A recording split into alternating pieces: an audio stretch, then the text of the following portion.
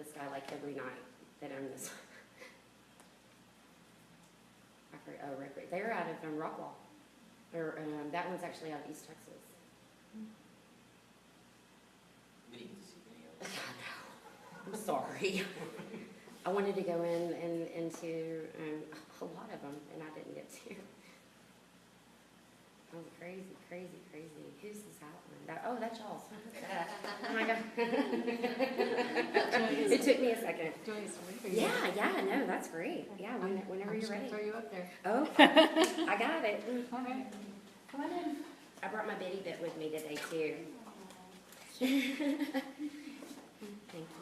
Did you put a straw in it? That's sweet. Thank So, you. Angie, we have 2 shirts to give away, by the way. You Oh, wanna do very that? nice. And then if you want, you can borrow Yeah.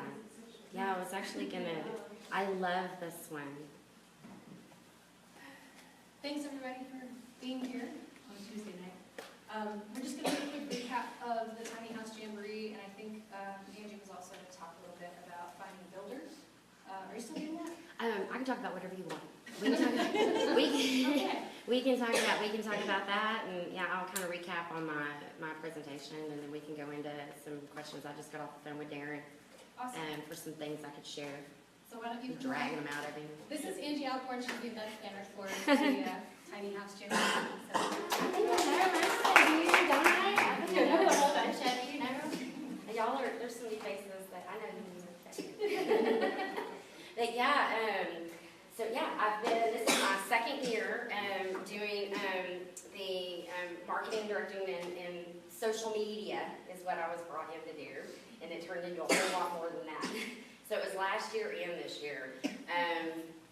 Last year, the whole reason that I even was able to get involved with the Jamboree was I had a builder, our builder in Oregon, because it's a small group. I'm going to go ahead and tell y'all who it is. It's Tiny Smart House in Albany, Oregon.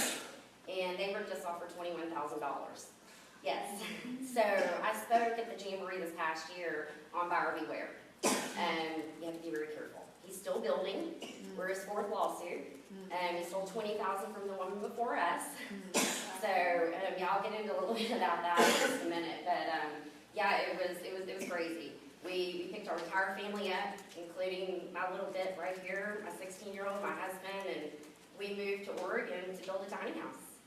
And he talked the talk and walked the walk, and at the time, it was a few years ago, and there weren't a lot of builders building to the size that we wanted. I think a lot of you probably have seen, what's their name? Tiny House Basics in California. That's, I can't even think of his name. Joshua Ingber. Joshua, yes, Joshua Ingber. And they have the two that, the lofts that jet out on. That was our design. It was basically our design. And he just kept working us, and it was my husband. He was like, oh, help me on this job. He kept putting it off. And then we found out about the lawsuit that was happening with the woman before when he had taken $20,000 from her. And I spoke to her, and then the other lawsuit from the year before. And when we confronted him about it, we come home for Christmas of 2014, and he cut off all communication with us because we confronted him about it. And we filed with the CCD because we hired him as a licensed contractor. We thought we did our homework. We thought we did everything that we needed to do. It was a big deal. We sold our 2,700 square foot house in Rowlett out in Waterview, and we moved to Oregon to build this house, and it just didn't turn out like we planned. So in the midst of all that, Darren had just announced the Jamboree. Well, he hadn't even announced it yet. I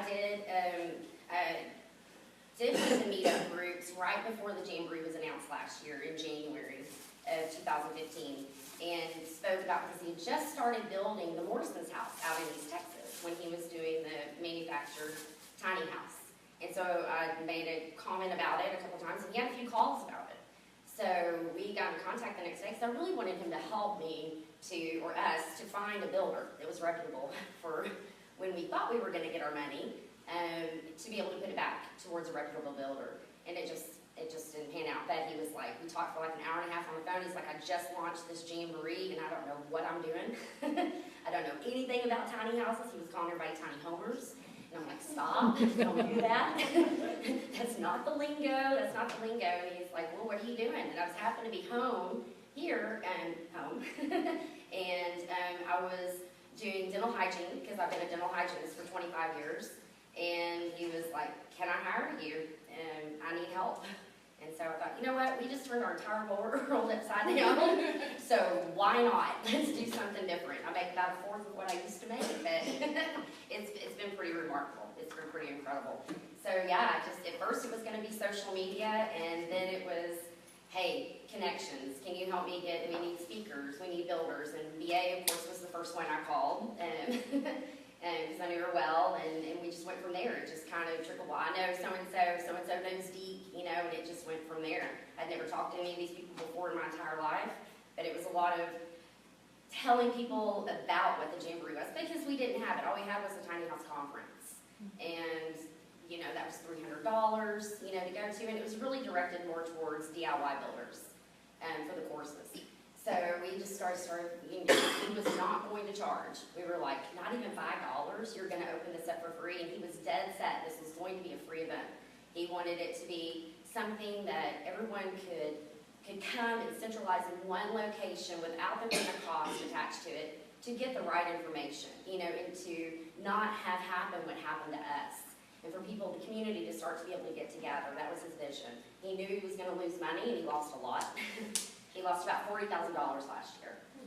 He probably had about $1 million in advertising that went, with that. So he knew that was going to happen, because we had a French documentary team there. We had one from Japan. We had a Japanese team there. We had 17 different countries, I believe, that had people from different countries that had ended up coming last year. It was crazy. It was really, really overwhelming for all of us. We had no clue.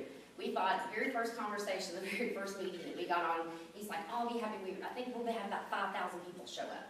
That's what he said. That's what we thought all the way up until, I don't know, maybe about May. And we thought, okay, maybe we'll have about 10,000 people show up. That's what we told the city. We told the city of Colorado Springs that we're going to be bringing in about 10,000 people for this big, giant Tiny House Jamboree event, which was at the Western Mining Museum last year. And 40,000 people showed up. Oh, wow. So the city wasn't real happy. We shut down the interstate at one time. I don't know if any of y'all went. How many people went last year? Just the 3? Okay, well, it was cool. It was really cool last year. And I think, how many went this year? So, okay, a lot more. What y'all think? Was it? Yeah, it was pretty amazing, wasn't it? So I'll go ahead. I've been given the okay that I can tell y'all the inside. Nobody knows yet, because I'm not allowed to post it out yet. But we had 45,000 people show up this year. Yeah. That's why I was on the phone. I'm like, give me some numbers. I need some numbers to tell everybody. But yeah, we had about 45,000 people show up. They were doing anywhere from about 12 to 15,000 people a day. And I think Sunday we probably had about maybe 18 or something Sunday, because of the rain on Saturday.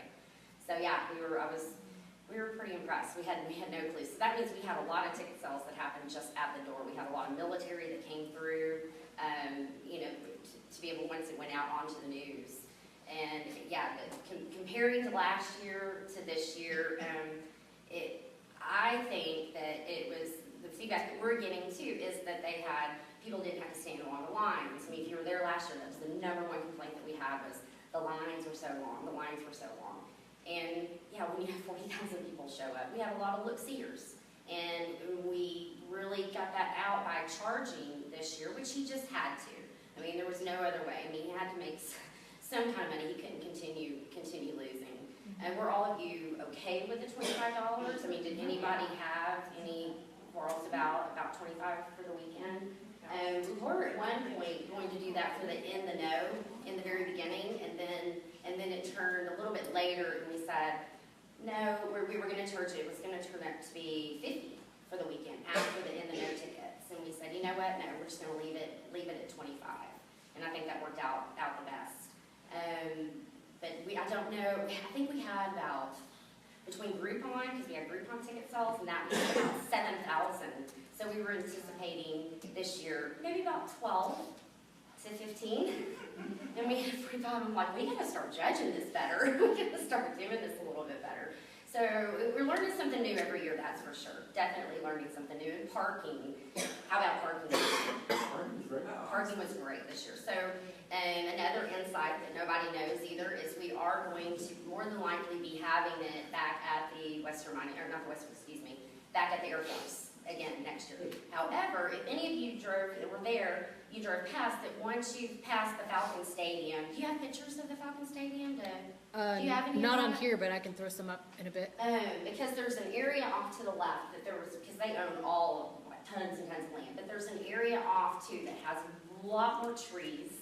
So we won't be worried about the shade and stuff, but we'll be able to set it up into more of a community setting, where the houses will be set up underneath the trees. So I haven't gone personally. I had to leave Colorado like 2 days after the event, so I didn't get to go and tour it yet, but the pictures that I've seen look pretty cool. It looks really, really cool. And we'll still be able to use that same parking. So it'll be the trees that were over to the far side of Falcon Stadium and the parking that's in front of Falcon Stadium. So they're looking at a couple of other areas too. I can't think of what Marcus had told me the name of it was, but there's another area where all the camping would be on site as well. So which would be great. I know I know our camping was a little bit further down this year, but we had to, we wanted it to be free, you know, to have free camping to open up, but it was about 30 minutes away. It was up near Manitou, I believe. Let's see. Oh my gosh, there's just so much. I thought the number of houses was just right. Yeah. There was good crowds, but there was never a huge line. There wasn't, was there? 10 minutes, Yeah. 12 minutes at best. I never saw any empty houses. There were always people. There were always people in line, and we're getting the feedback from the builders as well too. And I would love for the ones that were there to please send me any positive or negative feedback. Either one, because I'm putting them all in a file. We have our big conference meeting on Monday, and that's one of the things I'm compiling right now is the things that we need to work on, you know, for next year. I think parking was our big one last year. Parking was a nightmare last year. We ended up having to move the event. If some of you didn't know that, we had already planned for most of the year, we were going to still continue to have it at the Western Mining Museum. However, we'd been working with the city since January on this, and like I said, they weren't real happy about last year. Bass Pro Shop was our main entrance coming into the event, and we kind of lost that because they were like, there was no place for our customers to park, and so they were getting a lot of feedback bad from, so we took over their parking lot completely. 10,000 people parking in front of my store. Yeah. And I'm complaining about it. Yeah, I know. It's like, well, okay. So, yeah, and that was the deal. We were trying to find somewhere close for people to park that we could streamline people in walking, because the city was not going to let people walk in like we did last year. It just became a mess. So we were actually looking at the Air Force to use that for parking, and then we would have to shuttle every single person in. It was not only $12,000 for the shuttles that we had, but it was also $4,000 a day that we had to pay the city to use those shuttles. So, which becomes a little costly. But yeah, it would have been the builders going and dropping their houses off, going and parking over here and taking the shuttle back in. It was going to be a complete and total nightmare. So we didn't mean to like stir too many feathers by. I remember that phone call. It was like 9 o'clock in the morning. I was taking my husband to work, and it was, hey, what do you think about moving the event, the venue? And I'm like, what? Are you kidding me? Are you serious? And we were serious. So, and all in all, it turned out really, really well. We wanted to be able to have, we bought those big 50 sail shades, you know, the big ones. They came in Thursday night at like 7 or something, and we had a whole crew that was coming in to put those things together. So that's why you saw the ones like teetering around. I think one unfortunately fell and hit a woman in the eye. Oh my God. You know, it was, yeah, she was okay, but yeah, it was not good. It was not good. Thank goodness we did have some clouds, so it wasn't too bad. Yeah, so the whole venue change was quite a mess in the beginning. We had to completely redo all the renderings of where the houses were going to be parked, and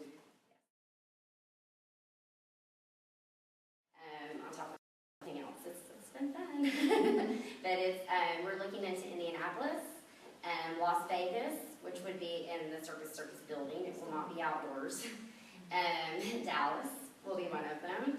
Colorado and Savannah, Georgia are the ones that we're looking at. So would you have enough builders to fill all those? There's so many builders. There's so many builders. However, we, that leads into something else as well. We had probably at least a couple of dozen builders that we turned away this year. Oh, wow. I'm the eyes and ears behind who comes in, and I investigate who they are, and yeah, we do let new builders in, like this wonderful couple back here, because of their quality, of build and their experience in building, and we look into it, and they were from Texas, so I was like, you're good. But how, Chris, hey dude, what's up, man? Hey, how's it going? Good. But yeah, it's been quite a whirlwind. But yeah, the builders that were writing in, I would get emails that would say, "Hey, I'm a builder. Can I come to the jamboree?" And it's like, okay, what is your name? What is your website? And a lot of them didn't even have websites yet. Right. So, we would call and I would talk to all of them, and it's, just kind of getting a feel for them. And it's like, you know what, come see us, come be part of it, see what it's about, check out the other builds, and get a build at least, or two, up underneath that, and let's see where things go. Because that's the one thing with, tiny houses, there's no regulations on them right now. Anybody can build a house. Anybody can build one. And that's where everybody just needs to kind of keep and this guy right here is the one to talk to. If you have any questions as far as when it comes to Dallas or anything, and who's who, and checking out, I would definitely talk to Chris, for sure, because he knows his stuff. But yeah, it's getting kind of scary. It was very frightening.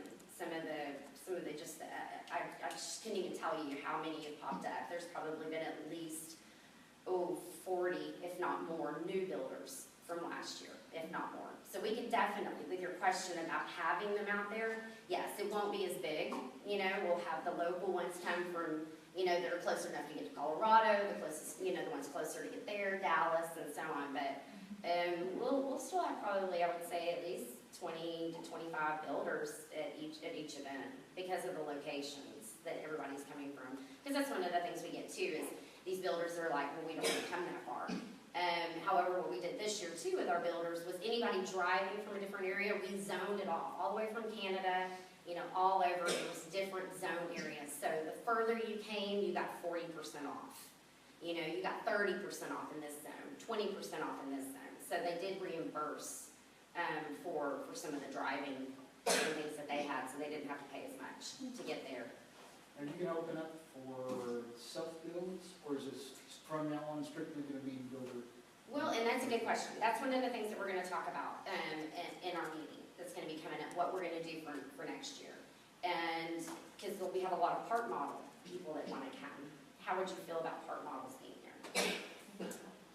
We have, Those are RVIA certified, Yes. less than 400 I square would be foot. interested. they're usually like $399 and up in But square they're not footage. homes, they're designed to be Yeah. temporary That's, structures.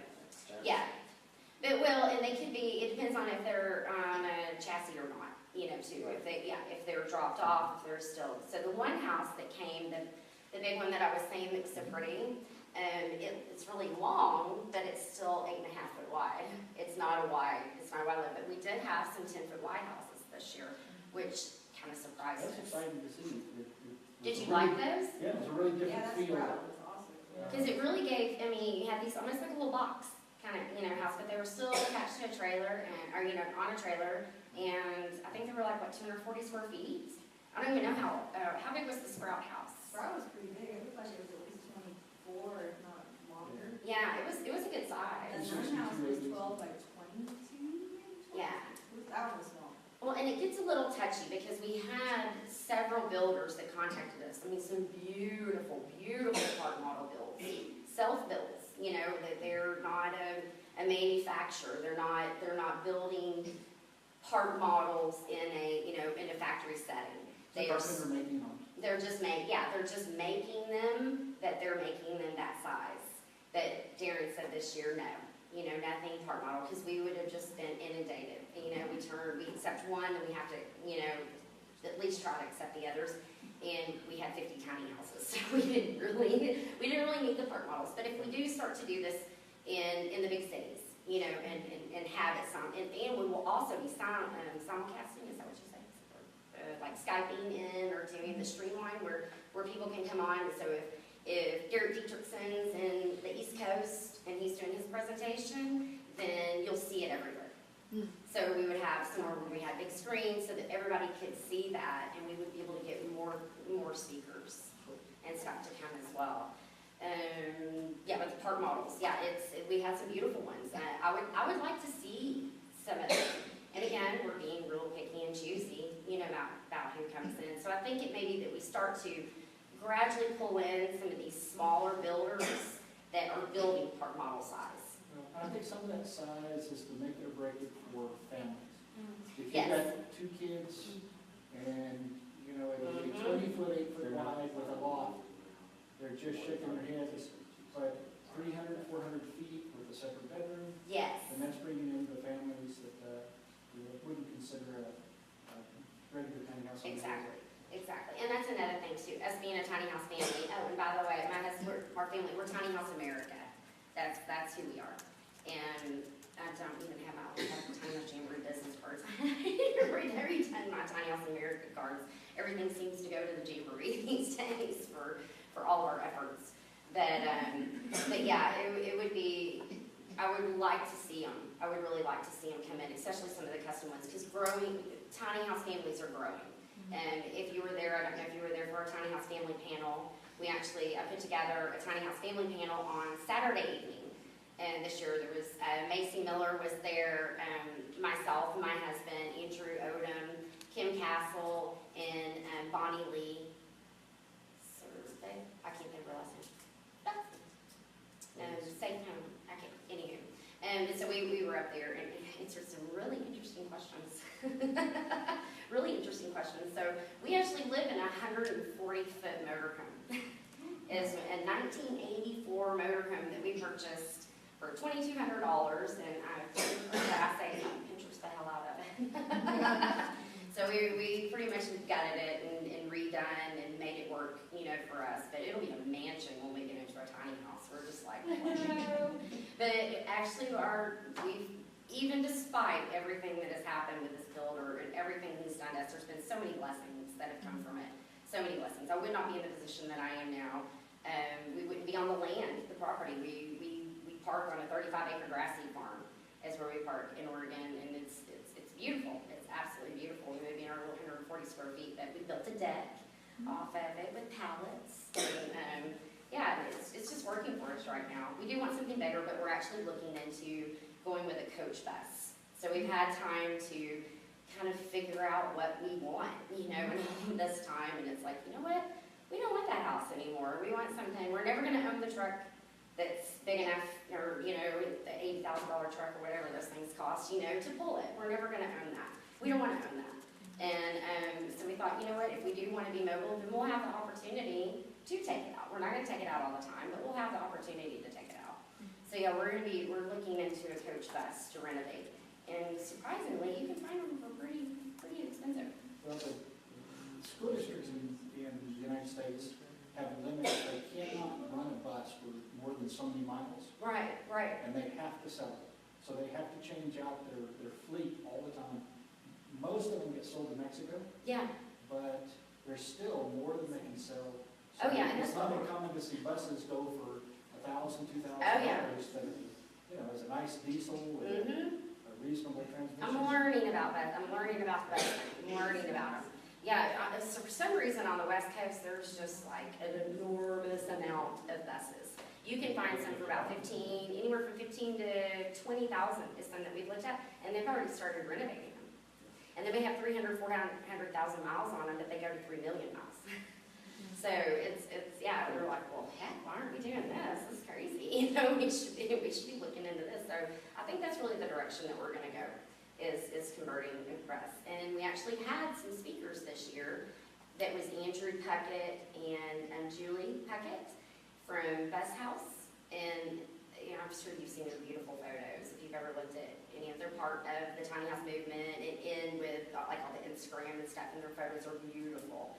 And they were actually spoke this year. So we really want to start integrating more other types, you know, of simple living. This isn't just about the tiny houses on wheels. This whole entire movement is based on living within your means, living a way that's not directed towards consumption and collection, you know, more for your experience and adventure, you know, and that's basically the whole gist of it. Even Jay Schaefer, when Tiny House Society, that he actually started way before Tumbleweed or anything, and he says in there, it's, you know, if you've got 6 people living in, or 7, 8 people living in 900 square feet or something, you're living pretty tiny, you know, when you're doing that.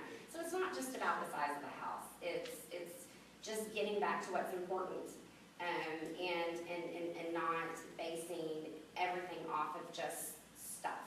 It's been a little overwhelming coming back this time, I can tell you that. Just being around family and things, and it's been a little bit since I've been here. And it's I don't know, it's a little disturbing, I guess, in a way, to see some of our friends, and our focus, you know, is just so different now. And they were having to go to a housewarming party, you know, because we couldn't hang out for another hour because she had to get to this housewarming party, you know, and my little one was like, so what's a housewarming party? I said, that's where people bring you a bunch of crap that you don't need. That's what I told her a housewarming party was. But yeah, it's been a definite change. It's been a definite change for sure. I actually wrote the introduction to Turning Tiny in the back, and I'd like to read it to y'all, if that's okay. It kind of give you a little bit more of an insight on who I am, we are. Oh, and VA does want us to Skype in. Yeah. Oh, you talked to her already? Yeah. Okay, cool. Just tell me when to shut up. You know I can talk, so. Yeah. Another 15 minutes or so? Okay. And this was real tricky, right, in the introduction to this book, because it was like, okay, Drew, because Andrew Odom, you have to give him definite creds. He is the one, Darren had the idea and talked about it last year. Do all of you know about the book? Yeah. No? So, Turning Tiny came about last year.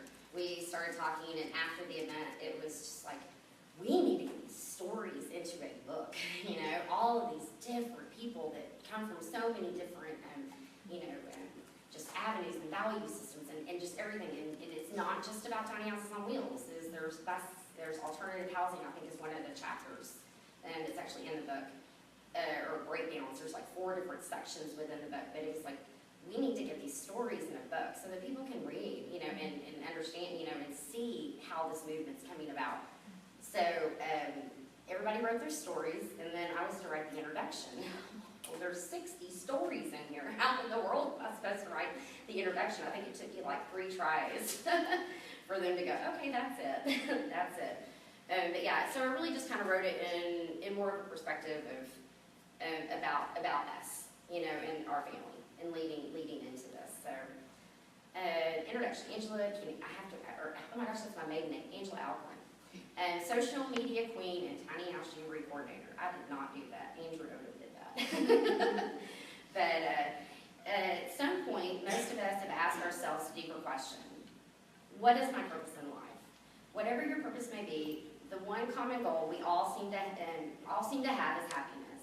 It seems cliche, but it's true. Of course, today's society has led us to believe that bigger is better, and the more we have, the happier we will be. What I have learned in my lifetime thus far is that it simply isn't true. Happiness comes from an emotional state of well-being, something that can only be found within us and not from material items. I can assure you that living in a tiny house won't magically give you a life purpose or make you the happiest person alive. It will go a long ways in opening up vast possibilities for a life otherwise non-existent. 2 years ago, my family, Bobby, my husband, and our 2 daughters, Jillian and Callie, am I embarrassing you, baby? Felt strongly that we had lost sight of what life was truly about. Routine had set in, and obligation felt closer to us than each other. Bobby and I wanted to teach our girls how to live a purposeful life, one that would allow them the opportunity to forge a future based on experience and adventure rather than consumption and collection. God alone has blessed us in that journey, and for 2 years now, we have worked towards a life we never knew existed. In just 140 square feet, we have rediscovered ourselves, each other, and the world around us. We are literally and emotionally closer than we've ever been before. We certainly aren't alone in our pursuits, though.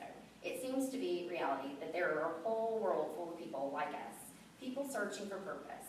This really came to life for us tangibly at the inaugural Tiny House Jamboree of 2015, where thousands of like-minded people conveyed into one spot. And we weren't just there. We were in the middle of it, in the thick of it, all in all of its glory, beauty, craziness, and behind-the-scenes mayhem.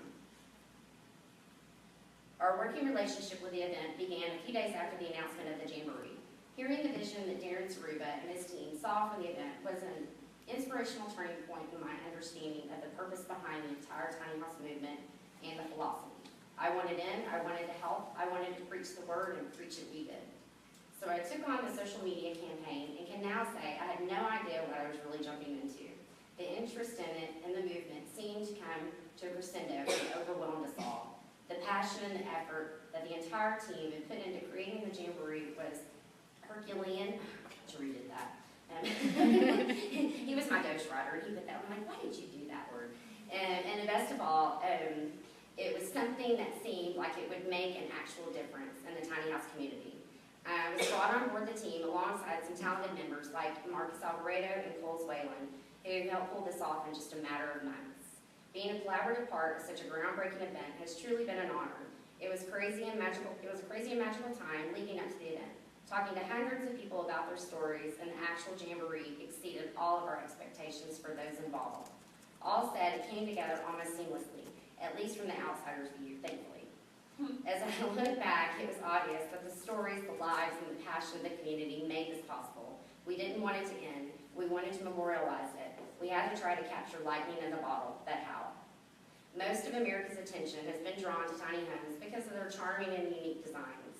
The fascination surrounding tiny houses has also grown in popularity, following the hype from popular television shows, news, and internet outlets. But the real tiny house movement isn't about the home at all, it's the people. Living a more conscientious lifestyle allows you to focus on other things, perhaps the important things. The tiny house movement is more than just our society's latest fad or an architectural bookmark. Rather, it's a lifestyle that's here to stay. Thankfully, there are people like the authors included in this book. Each one, with their individual stories, has decided at some point to either reshape or reclaim the American dream or to avoid it altogether in an effort to reshape their value systems. Thankfully, they have chosen to memorialize those stories and to share with America why they are turning tiny. Enjoy your journey. So,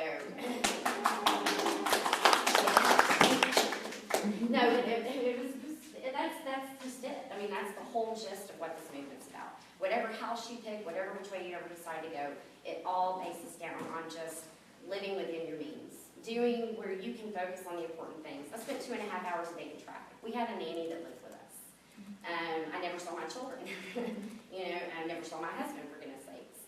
And, he had an office with 3 monitors. I've been taking photos all this time from all the different places that we've stayed where we've worked, and doing this comparison of all the offices that he's worked in. It's pretty comical. He now works off of a laptop. He's a computer programmer. So it's really interesting to see how everything is just, shrunk down. I'm back again now. I'll be here till the end of the month because I'm going through my 4th time of getting rid of my things in storage. One piece of advice I could give you: when you go tiny, get rid of it then and for all, and don't save. Don't do it, don't do it, don't do it. I saved things thinking, oh, I can work this in, I can do this. And I was actually laughing this time because I have a little shed that's in our backyard, that's in my mom's backyard now. All those things in there I was keeping. We went through it the other night. I have 3 boxes. And this is like it's a 6x8 shed or so. And it was stacked to the ceiling. And I now have about 3 boxes. And all the rest of it's going to a garage sale. I'm not telling y'all where it is because none of y'all need to come. I'm not going to let you. But no, and then I've got to go through my storage. That's Friday. And it's packed to the ceiling still. We had 2,700 square feet to get rid of. And it takes a little bit of time. And I was an antique buyer and seller. I loved antiques, and I still have some. And I am going to incorporate some of them into my house, so, or our best. We have an antique library table that I refinished. It's made out of tiger oak, and it is my baby, and it's going in. I don't care one way or another. I don't know, and it's. So there are a few things, but it's so funny to see where and it may have been just after the Jamboree that I'm just like, I don't need any of this stuff, get rid of it. It was a really good time. Go to the Jamboree and then go home and get rid of your things. It makes it a lot easier. But yeah, just get rid of it ahead of time. I've been paying storage for 2 years, and it's disgusting the money I could have saved on something that I don't even know what's in there. We're going Friday, and it's like, I can't even remember what's in there. And I'm just thinking, okay, that's okay, I'll wait for the next supply. I'm good. I'm getting one. She made the cutest little cutting. Do you have pictures of her? They're It was little. her, her father that did it. Okay, they're tiny houses. And they're cutting boards, but they're little tiny houses. And it's just the cutest thing ever. Yeah, I had one, and I was like, it's raining, I'll leave it with you. Okay. That's right. How many people do you think came through your house? Oh my gosh. Did y'all even try to count? No. No. No. Our daughter stayed inside a lot and talked to people continuously, which was really nice. Nice. He worked the line. I Yeah. got saved by the door. Yeah. It was nice. It was really good. You get a lot of good feedback. Yeah. I mean, Ours of course, is ours is beautiful. one of the smallest ones there, but we built it that way on purpose. It wasn't necessarily for like a family of 4, which Right, we yeah, are. absolutely. But Yeah, you have people come in and. Though your house is bigger we than can't mine. live here, but I mean, it was, it's geared towards like the college student or the Mhm. single mom or Absolutely. a brand new Young couple. couple. Yeah, Mhm. but And we didn't build it for anybody, we built it just so Yes. we could show it and just to show that we could build. Well, you did a great job. Do you think you had any, It has been pretty good. customers? It's been amazing. it's been good. Yeah, y'all did an excellent job with all the finish. That bathroom was I awesome. think And their house was beautiful. Their house was really, really beautiful. It really was. And Did you you come also this year, built Chris? Winterville well I too. didn't Yes, know it this was year. amazing. No, I just started a new job and I'm buying some on-the-ground tiny homes over in Weatherford and stuff. And everybody, y'all know Chris, right? No, I don't. I haven't met these folks. So y'all the folks from Weatherford? We're from Rock. Okay, yeah, I think I saw your article somewhere. Oh, yeah, in that way. Rutherford County. Yeah, the Parker County thing, yeah. Yeah. Well, Chris is a builder. I mean, he knows coding, zoning. I mean, Okay. if any of y'all have questions. I am now. I talked to Are Chris you a lot. on? He's a good one. No, I don't have like a commercial location. Okay, I'm just a master carpenter that just kind of wanders Okay. and builds. okay. Well, and Colorado has some new things that are coming about too. Yeah. They're actually not doing it by county, but they're actually, and they actually did the panel. I don't know who stayed for Darren and everybody up on the panel with some of the city officials in Colorado that they're opening up legalization. They're still working on it for parking tiny houses within the state. that's awesome. Yeah, not by county. So Can you tell us anything on the Tiny House Association or the Industry Association? Yes. And what their work? Which That's- one? The American Tiny House? Yeah. yes, can we go through Can all we of them? get back to that? Oh yeah, Yeah. BA's waiting. We'll do Q&A at the end. We'll let Yeah, absolutely. All right, you in here, BA? Yes, I am. Hi. Sorry, this is as live as we can get it. Hi, everyone. I didn't hear the first part of the program, so I'm not sure what y'all have covered, but it's awesome to see She's good. everybody. She's I missed wearing her everyone shirt. after the jamboree. Can you make sure that you can see it through there? Oh, okay. Sorry. That's okay. So Yes. I don't really have a set thing to talk about. We can see. After the jamboree, John and I, of course, Oh, left okay. on our honeymoon. And Not her. how many of you there were attending our wedding in the rain that night? Anybody? Me.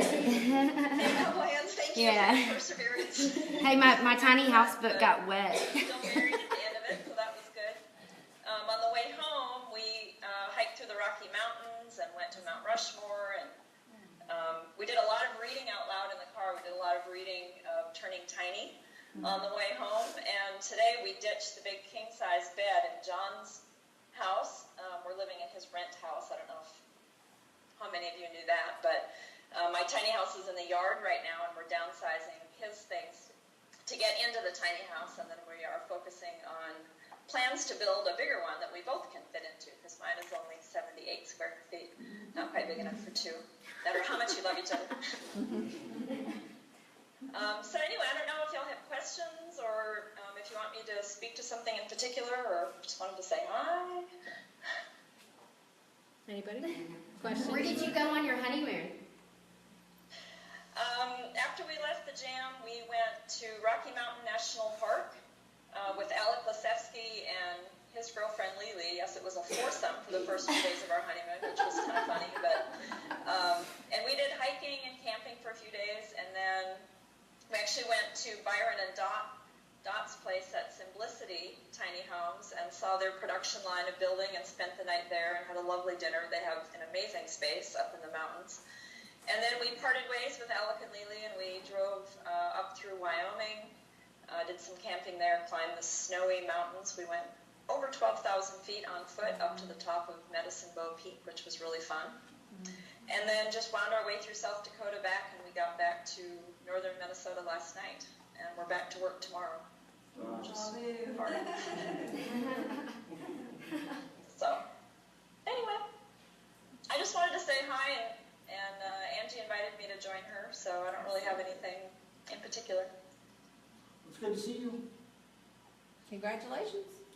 Thank you. Good to see you all. Thanks for coming out. I know it was kind of short notice for everybody. Part of that was my fault. Sorry. When are you coming to Dallas? When are you coming to Dallas next? I hope to get there sooner than October, but I'm doing a TEDx talk on Tiny House Community at Mountain View College on October 27th. I'd like to get there before then, but I don't have anything on the books yet. The Tiny House Collaborative, of which I'm a member, is doing a workshop in Austin the weekend of November 12th, I think, so we'll be back down for that. John is actually coming with me for the TEDx talk weekend. I'm hoping to bring my house. I don't know that I'm going to be able to swing that or not, but I'm trying to. I think it would be really cool to have it in the parking lot of the TEDx night after I speak, so we'll see if we can make that happen or not. I have a question for you, I was talking with Darren, and I haven't even said anything about it yet. Can you elaborate on anything that's going to be happening? He gave the okay to say it for Arlington and what may be happening in October 2017. I don't know that I can say that it's in the fall of 17, but it is in 2017. We are partnering with Darren to do a Texas Tiny House Jamboree, and it's going to be an annual event, just like the Colorado one is, and opposing times of the year. We haven't exactly figured out the timing of it. In fact, I opened my inbox just enough to see what was in there, quickly closed it, but I saw about 7 emails going back and forth with the Arlington Convention and Visitors Bureau and Marcia, she's with Earth Day Texas that I partnered with. So she and I are producing the event in Texas along with help from a lot of other people. I'm sure Angie is among those. And we're going to have another annual event. I think that the Texas Jamboree is going to focus more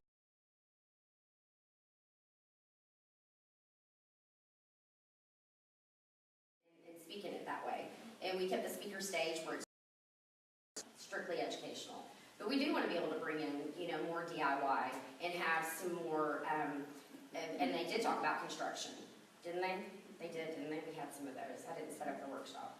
I didn't even hear that there was a second one. And even, I believe, Jesse from Tiny House Homes spoke on, okay, now, a lot of these houses have been built for the issues that we're seeing. To educate people on the movement itself. For the 2017, and I'm pretty sure Darren's talking about being in the fall. He said October, so none of that's his ground. Like he said, it's set in stone by any means. But it will be more geared towards DIY. It's just hard when you don't have that much room to put all these people. It makes it a little difficult on where your focus becomes in.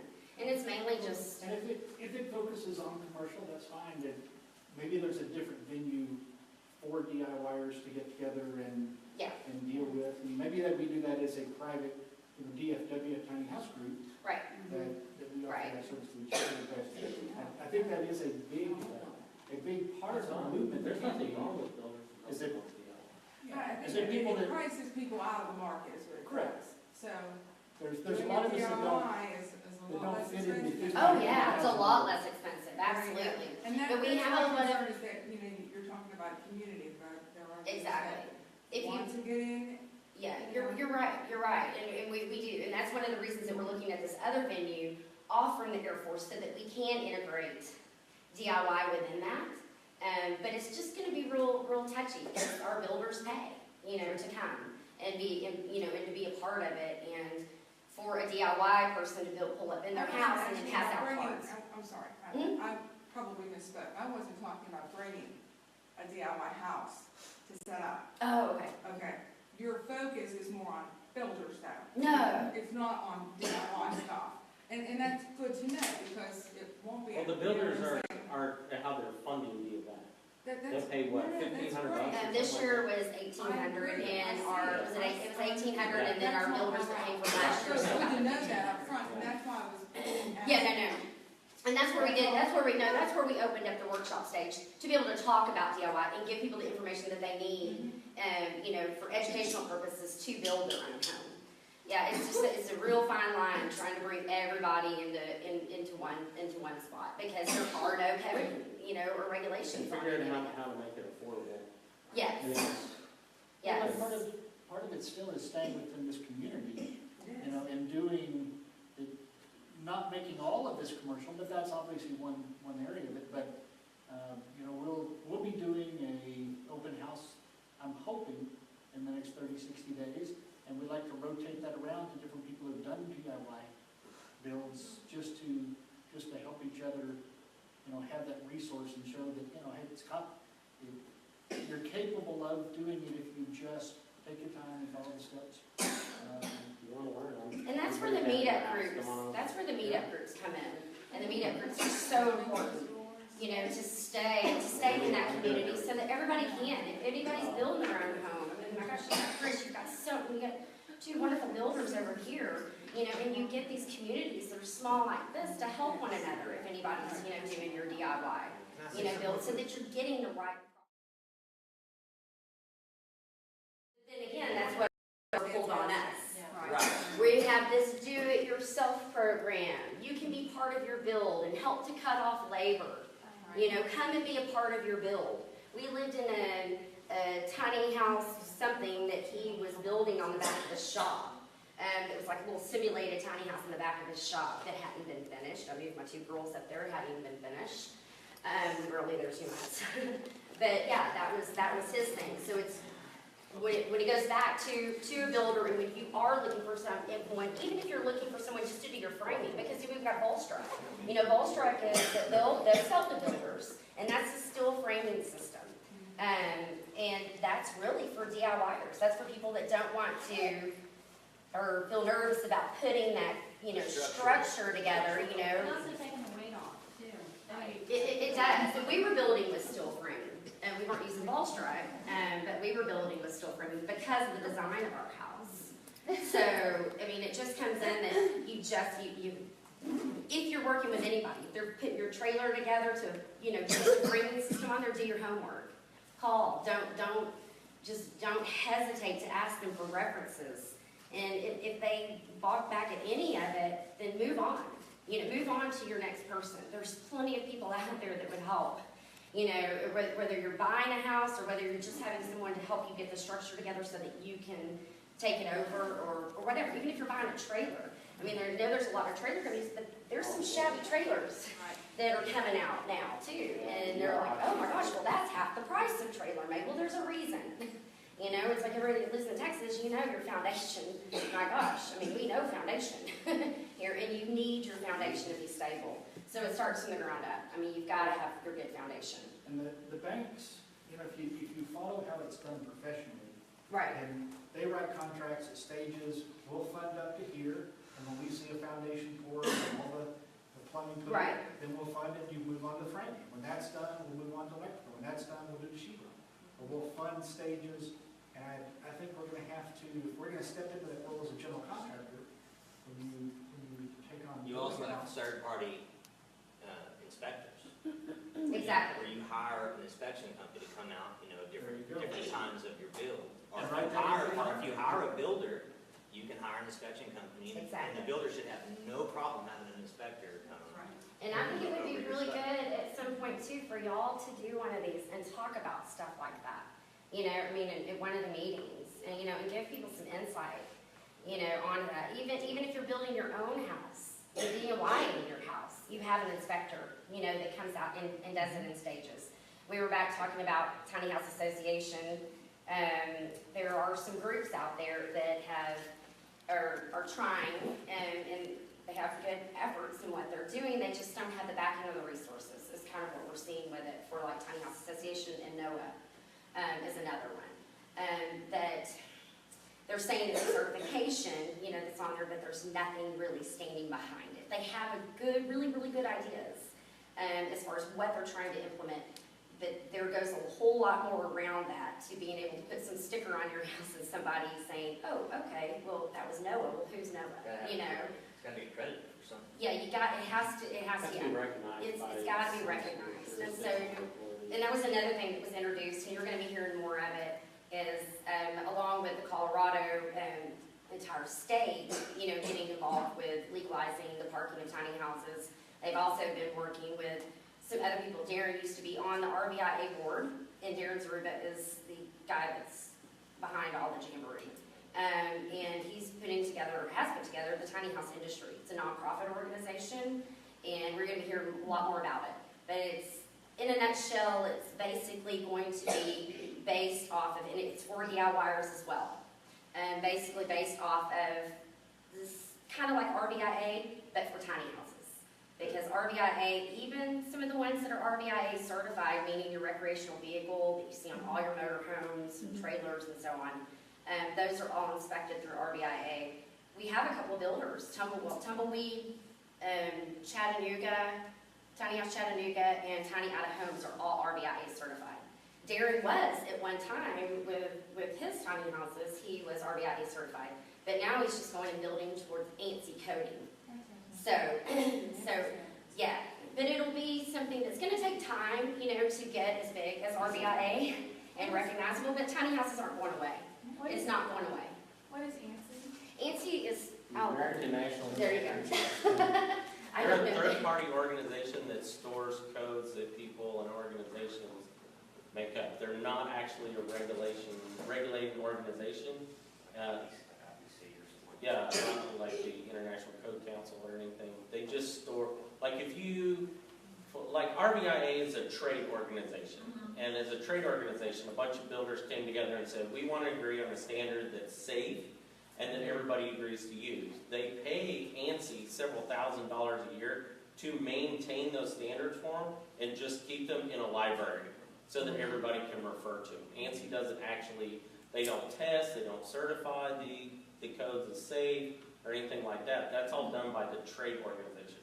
And so, I mean, that's the American Tiny House Association. That's the route they're considering, is getting a grant and spending. It's about $20,000 just to get ANSI to start maintaining those codes for you. You still have to do all the work. You have to produce them, you have to write them, you have to get people to agree to follow them. Then you have to convince some sort of jurisdictional organization to even recognize that they're a worthwhile standard for people to agree to use. Yeah. Most people do recognize ANSI standards, though, across the board. Well, but You would ANSI say- is you would just say, well, a they're not- library. Yeah, they're not the You people would who say write that- any of the code. Yeah, it's a whole. Like, I mean, there's ANSI other standards thing. for how concrete block is made, how You could talk wires are for 2 twisted weeks on it. together, It's a how lot. splitters, yeah. It's a lot. But that's where the tiny house industry is coming in, is to try to get a focus, and it's what Elaine Walker, you know, from the Tiny House Association has started, and I talk to Elaine, you know, all the time, and it's just, they need that backing and know how to go forward, you know, with it, you know, to move forward, and that's where the tiny house industry is gonna come in, because you've got some bigger players that can help, and it's not meaning that we're bringing government, I've got that one, something about it, it's not meaning that we're bringing government in, but it's people that want it, if you want to have that type of something similar to RVIA, so that you might be able to park in a, you know, a national park. Government's a key part of it. Until your It's gonna have to governmental jurisdictions accept that Yeah, it has to code be. means you're building safe homes, you can build to whatever standard you feel like, and your home is still going to be stuck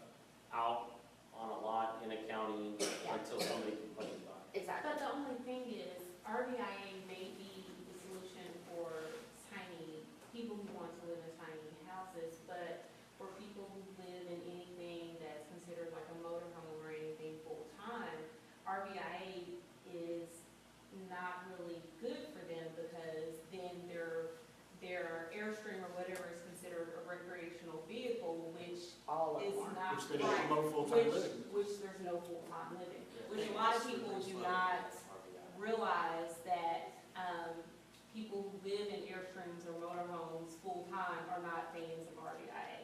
So that's where it's really like a double-edged sword. It may work for you all, but it doesn't work for people like me who choose like an Airstream or something like that full-time. There needs to be tiny house, there needs to be RV. And that's Right. where the Really- industry's they're coming not- in. Slippery yes. slope. They're trying to- RVIA. Put us They all stopped together. letting anybody else in. They're not letting any other The builders RVIA in. down because it threatens their ability to operate Yeah. every single state Right. if they start letting tiny homes be certified. That's why Because they're you'll have not to go back and certified look at the anymore. wording. And they're not, last I heard, they're not going to renew No, those they're not. certifications of the people that have it. So they might be RVIA stickers on them now. 2 years, those companies will not be RVIA. Well, and I think what has worked for people who live in, who full-time, is that they've gone through escapees. Well, you don't do it legally. You're not doing it legally. None of them are. Well, but escapees has worked. Well, again, the where end user they isn't have- bound by RVIA. You live RVIA full-time, is- nobody know, I mean, we're not legal. You but can we're live in part. your RV however much you want. That RVIA is not for the Yeah, end it's- user, it's yeah. for the Right. manufacturer. Building, it's of all the the building codes. codes. Yeah. RVIA is so builders can, Certified. Stay within a standard. well, and they can make more money because you can get financing and insurance and things easier. Right. Exactly. But I But think for that. me, RVIA is just telling me that I can't build you a home that you can live in. But I Yeah. think the big And I'm fear not was gonna do that people were going to be turned away from RVIA different parking situations if they wanted to go to like a If campground you're or an something like RVIA that. builder, because they you're did not saying have that you're a that. super. But there's a lot of campgrounds, and we traveled, my husband and I traveled for 2.5 months last year from Oregon all the way down the coast of California and over to Colorado, which was really cool. Another perk to sell on that 2,700 square foot house. But we stayed in some parks, and every one of them I talked to, even some of them were the KOA, and they were like, we love tiny houses, they're seeing them more and more. So it's, each one of these, even a KOA is big, but they're, I guess, individually owned, like franchise or so, and they can make up to their own discretion what they want. I mean, you can go into RV parks and you see people with skirting, oh my gosh, they got weeds growing up the sides of their house, they've been there forever. They haven't pulled out in 6 months, So it does happen, but it's up to that particular park for that decision. We parked at one time, and if our motorhome's in 1984, if it would have been in 1982, we couldn't have parked there. And that was just that park's regulations. So it just varies, and the more, especially now, there's not many of them that would turn you down or turn you The away. state parks, the A state lot of parks that's are based on available. stuff. They have full-time year-round residents living there. Yes, they They do. stopped doing yearly contracts. At first, they were doing yearly contracts, but now it's just by month. But they don't care how long you stay there. You can Yeah, stay there's 2 somebody years. up in, I think up in Wyoming, I want to say it's up that way, that actually is one of the park, recreational person that lives there and takes care of everything, and they're living in their tiny house. And that's on a national park that's up there. So it just varies. It's not all parking. It's not all RV parks. What's that? Oak Creek RV Park in Parker County, they Mhm. welcome time, they want tiny homes. Yeah, a lot of them Long-term, do. and they want people to stay long-term in tiny homes. They want people, a lot of them do. Not that it's like an ambulance profitable. stuff. Oak Creek RV Park is at the Brock exit. Because people take Right. photos, Right it outside of brings Roanoke. business to them, for now. It's And- a beautiful park. It really is. Yeah, and there really, a lot of people are opening up to it. And there was not one place that we stopped at that they said, we talked to them about tiny houses. I mean, we were in an RV, but we talked to them about it and asked every one of them, would you allow tiny house, to come in? So when we had to show pictures, they were like, well, yeah, I mean, not one of them said no, not one. So, but that's kind of hit or Is it miss. mainly just in Colorado where people are having trouble getting? Colorado is big, Yeah, yeah, it's a big in Texas, you stickler. buy land out in the county, you can do what you want with Yeah, Colorado was, Ian and Jenna from Tiny House Depends Jamboree, on the state. they had to move. They were parked and had to move. There's a lot of money in Colorado. There's that one town that they were like, every tiny house person that wants to come here, and what they screwed up on is, Foundations. no, that they basically didn't have any rules saying you can do this and you can do that, and now people are starting to whine about foundations or. The one in West Texas? The ones Yeah, and so now they're putting all these Yeah, rules you have that to they're be on kicking people foundations. out. That's Still going on with spur? Is it really? Yeah. Still a mess? I mean, there were some cool ones where like a guy bought 2 pieces of property that like had a house on, he ripped it apart and then put his tiny home on it. But then there's other ones that are like slapping up like 2x4 rating that like doesn't go meet any code whatsoever. And so people are whining about them, which is understandable, but I mean, they're gonna say, we welcome all tiny homes and then turn around and rescind that offer, then they're gonna realize. Yeah. Well, that's up to their planning and zoning. Yeah, that goes Right. back to Which county they to didn't have county. any foresight on it, and that's why. Y'all are actually going to be watching, is it next meetup group that y'all are having, or one coming up where you're gonna be showing Alexis and Christians? It's coming up, we don't know when yet. Oh, okay, we're gonna be showing part 1 of a 3-part documentary that Alexis and Christian from Tiny House Expedition, but I always say this backwards, it's like tiny, what is it, Living Tiny Legally. I always mess that up.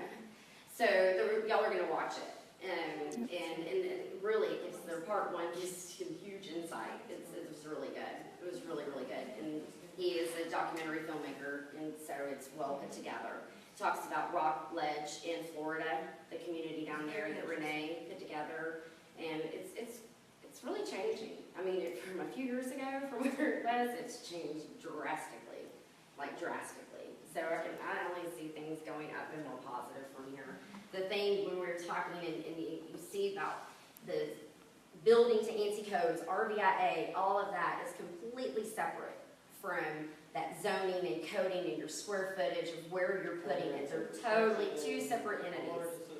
And the concern that I have always had is we have builders, and even builders that are a business, and not maybe building to any ANSI coding. Hopefully they are, but we don't know, because anybody can build right now, it's crapshoot. So it's whose house is going to be traveling down the road and something's going to fall off and kill somebody. That's where it's going to get scary. And the influx that we have seen just from the emails that come in, like I'm a builder, just like I was telling you, all those new ones that came in this year, just made my life like I couldn't breathe. It's just like it's bound to happen. Something bad is going to happen from some shabby last building. year, one of the tiny house on wheels, they bought it new, it got on the road, and within 100 miles, both of the axles had failed. Yeah. Because there was no standard of what's acceptable on number of axles and. Yeah. But both of them failed, and luckily the builder, stepped in and was helping them replace them and get everything upgraded, but that's that saying, there's no standard across the country.